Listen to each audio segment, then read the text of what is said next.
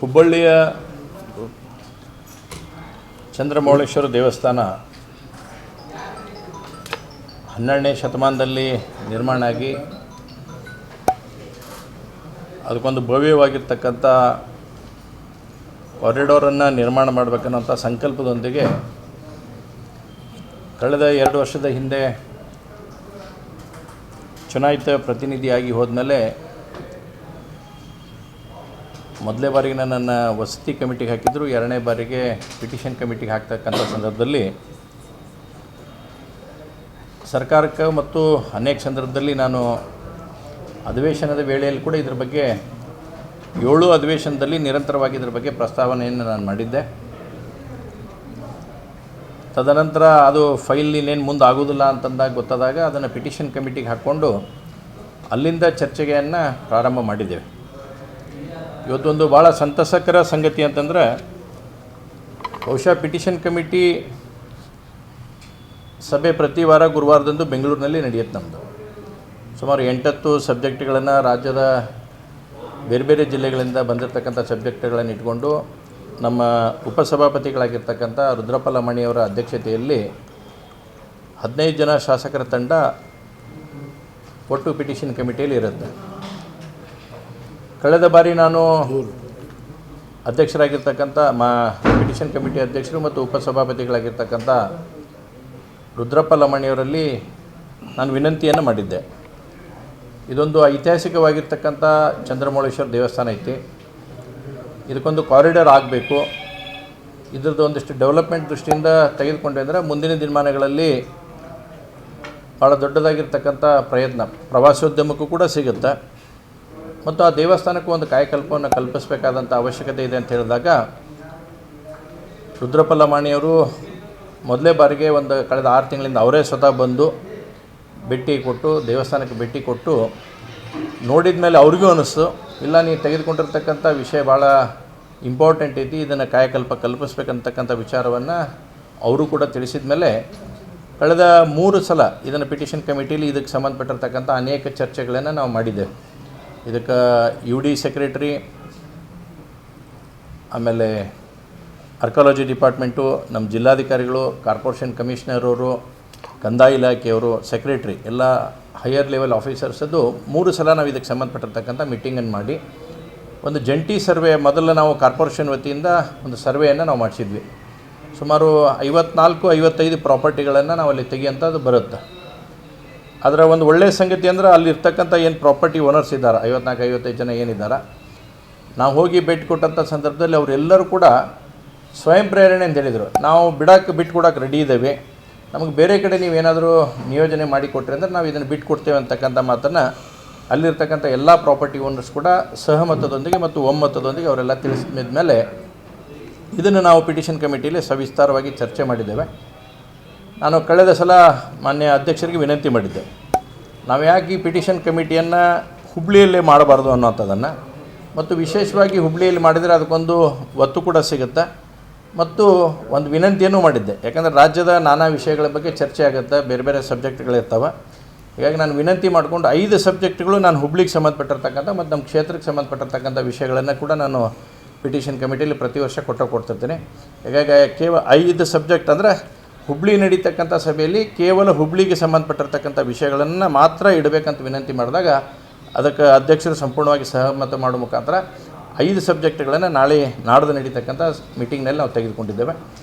ಅದಾದಮೇಲೆ AIದವ್ರು ನಮ್ಮ ಆರ್ಕಾಲಜಿ ಡಿಪಾರ್ಟ್ಮೆಂಟ್ದವರು ಕೂಡ ಒಂದು ವಿನಂತಿಯನ್ನು ಕಳೆದ ಸಲ ಮಾಡಿದಾಗ ನಮ್ಮನ್ನೂ ಕರ್ಕೊಂಡು ಇನ್ನೊಂದು ಸರ್ವೆ ಮಾಡಿರಿ ಅನ್ನೋತಕ್ಕಂಥ ಮಾತನ್ನು ಹೇಳಿದರು.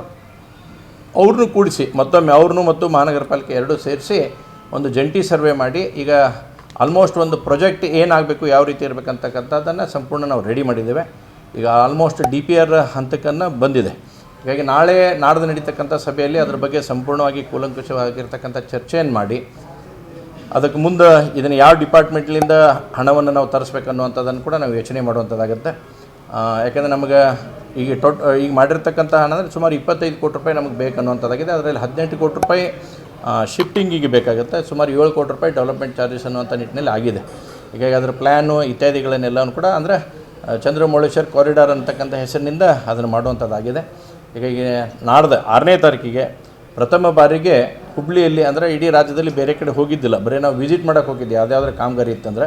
ಆದರೆ ಇಡೀ ಸಭೆಯನ್ನು ಹುಬ್ಳಿಗೆ ಶಿಫ್ಟ್ ಮಾಡೋ ಮುಖಾಂತರ ಫಸ್ಟ್ ಟೈಮಿಂದ ನಮ್ಮ ಹುಬ್ಳಿ ಇತಿಹಾಸದಲ್ಲಿ ಇದೊಂದು ಉತ್ತಮವಾಗಿರ್ತಕ್ಕಂಥ ದಿನ ಮತ್ತು ನಮ್ಮ ಹುಬ್ಳಿಗಿರ್ತಕ್ಕಂಥ ವಿಷಯಗಳನ್ನು ಮಾತ್ರ ಚರ್ಚೆಗೂ ಕೂಡ ಅವಕಾಶವನ್ನು ಮಾನ್ಯ ಅಧ್ಯಕ್ಷರು ಕೊಟ್ಟಿದ್ದಾರೆ.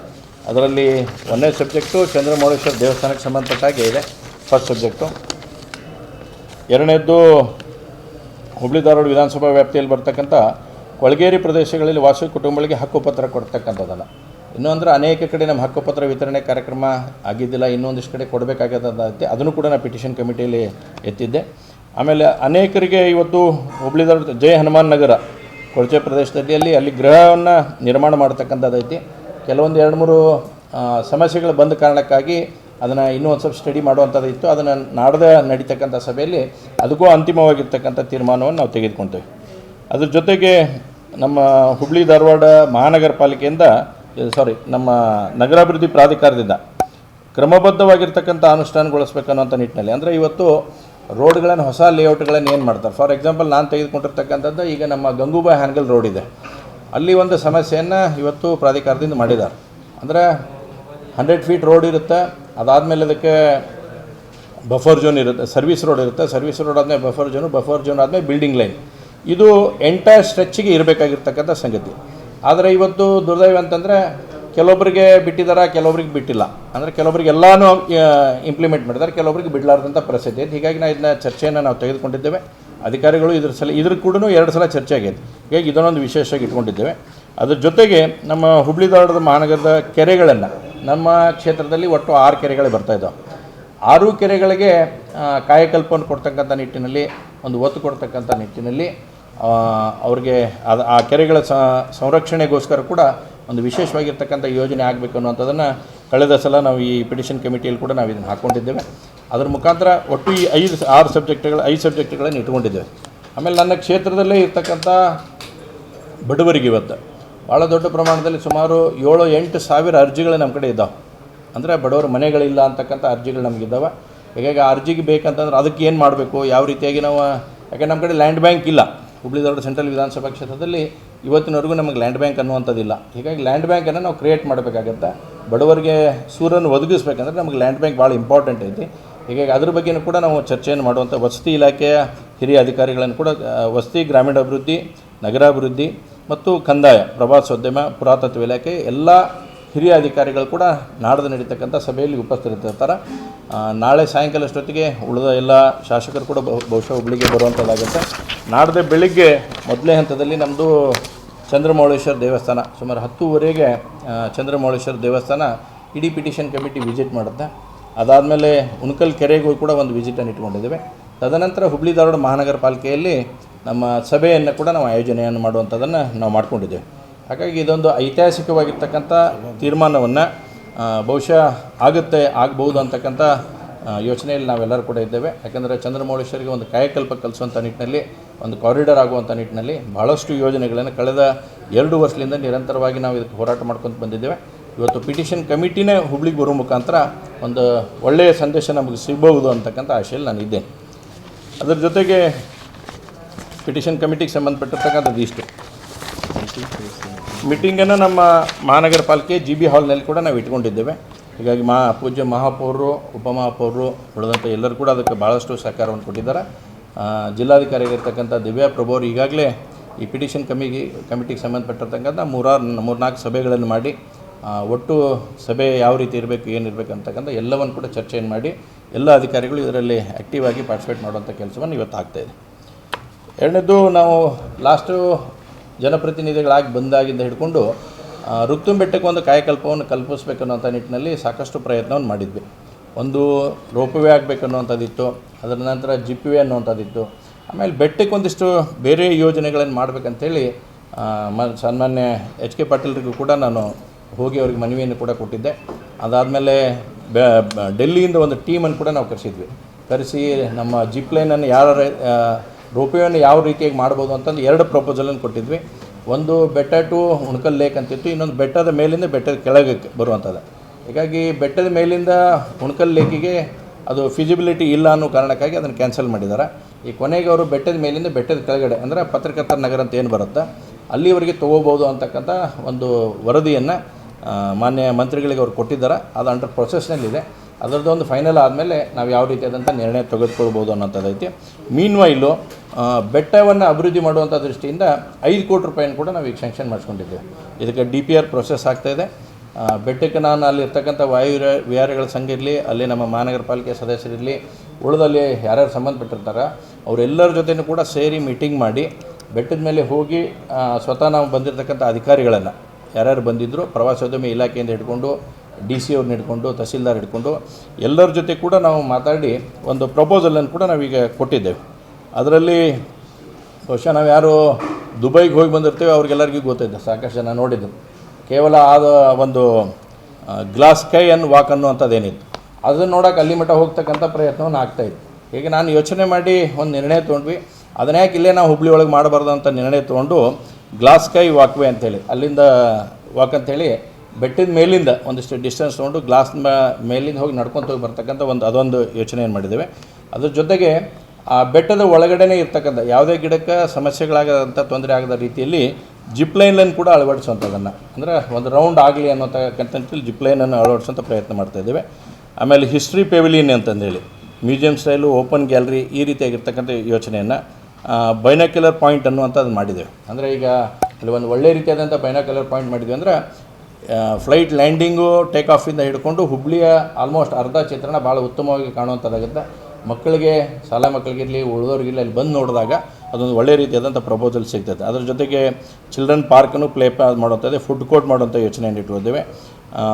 ಲ್ಯಾಂಡ್ಸ್ಕೇಪಿಂಗ್ ಮಾಡುವಂಥದ್ದನ್ನು, ಪಾರ್ಕಿಂಗ್ ಎಂಟ್ರಿ ಗೇಟ್ ಕಾಂಪ್ಲೆಕ್ಸು, ಆಮೇಲೆ ಮ್ಯೂಸಿಕಲ್ ಫೌಂಟೇನ್ ಆ್ಯಂಡ್ ಅದೊಂದು ಯೋಚನೆ ಮಾಡಿದ್ದೇವೆ.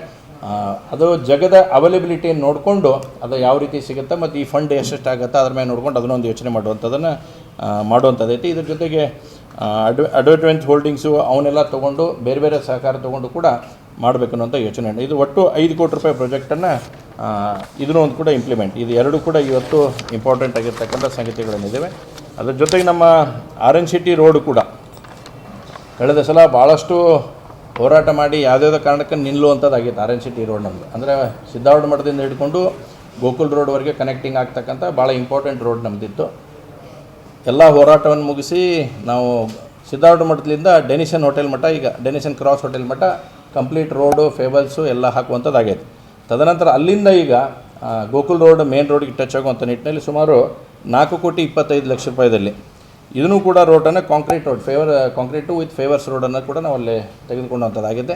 ಬಹುಶಃ ಇನ್ನೊಂದು 2-3 ದಿವಸದಲ್ಲಿ ಅದರ ಭೂಮಿ ಪೂಜೆ, ಅಂದರೆ ಟೆಂಡರ್ ಪ್ರೊಸೆಸ್ಸು ಎಲ್ಲ ಕ್ಲಿಯರ್ ಆಗಿದೆ. ಟೆಂಡರ್ ಎಲ್ಲ ಮುಗಿಯುವಂಥ ಹಂತಕ್ಕೆ ಬಂದಿತ್ತು. ಒಂದು 2-3 ದಿವಸದಲ್ಲಿ ಈ ರೋಡಿಗೂ ಕೂಡ ನಾವು ಭೂಮಿ ಪೂಜೆನ ನೆರವೇರಿಸುವಂಥದ್ದನ್ನು ನಾವು ಮಾಡ್ತೇವೆ. ಇನ್ನೊಂದು ಕೋಟಿಲಿಂಗೇಶ್ವರ ನಗರ ರೋಡು, ನಮ್ಮ ರಾಷ್ಟ್ರೀಯ ಸ್ವಯಂ ಸೇವಕ ಸಂಘದ ಕಾರ್ಯಾಲಯ ಪಕ್ಕದಲ್ಲಿ ಬರ್ತಕ್ಕಂಥ ರೋಡು, ಅದು ಕೂಡ ಬಹಳಷ್ಟು ಸಮಸ್ಯೆಯನ್ನು ಅಲ್ಲಿ ಜನರು ಅನುಭವಿಸ್ತಾಯಿದ್ರು. ಎಸ್ಪೆಷಲಿ UGD ಕಾಮಗಾರಿ ಭಾಳಷ್ಟು ಸಮಸ್ಯೆಗಳನ್ನು ಅಲ್ಲಿ ತರುವಂಥದ್ದಾಗಿತ್ತು.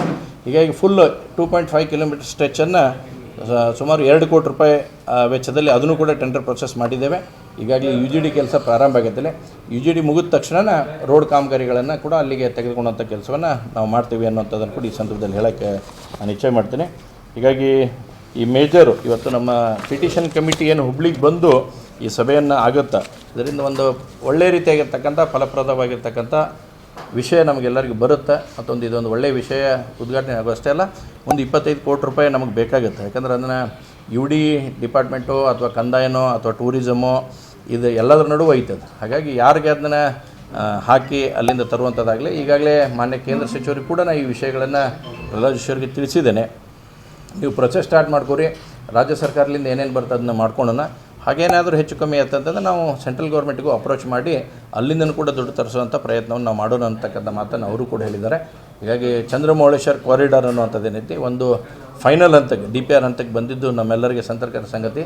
ಮತ್ತು ಹುಬ್ಳಿಗೆ ಒಂದು ಮುಕುಟಪ್ರಾಯವಾಗಿ ಡೆವಲಪ್ಮೆಂಟ್ ಆಯಿತು ಅಂತಂದರೆ ನಾವು ಮೊದಲಿಂದ ಇರ್ತೇವೆ ಪ್ರವಾಸೋದ್ಯಮಕ್ಕೆ ಹೆಚ್ಚಿನ ಒತ್ತು ಸಿಗಬೇಕು, ಟೂರಿಸಂ ಡೆವಲಪ್ಮೆಂಟ್ ಆಗಬೇಕು ಅನ್ನೋಂಥ ಯೋಚನೆ ಇಟ್ಕೊಂಡು ಏನು ಮಾಡಿದ್ದೇವೆ, ಇದರಿಂದ ಒಂದು ಒಳ್ಳೆಯ ರೀತಿಯಾದಂಥ ಕಾಯಕಲ್ಪ ಸಿಗುತ್ತೆ ಅನ್ನೋಂಥ ವಿಶ್ವಾಸ.